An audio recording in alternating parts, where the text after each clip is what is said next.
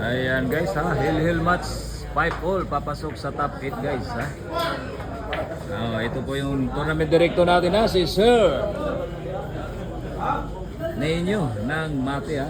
Ang tournament director natin, napakagwapong director po guys ha. Huwag na kayo mga mainit-init dyan ha.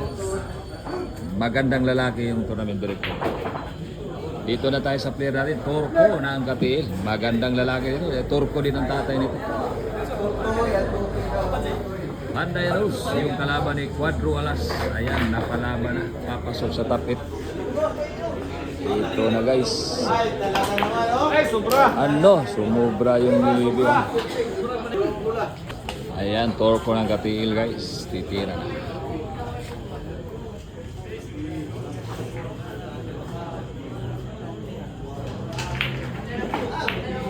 Grabe naman kabanga po siya tira. Isablay mo sa kayo.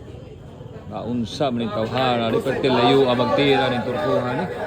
Ang layo ng tira mo Turko. Ang sama.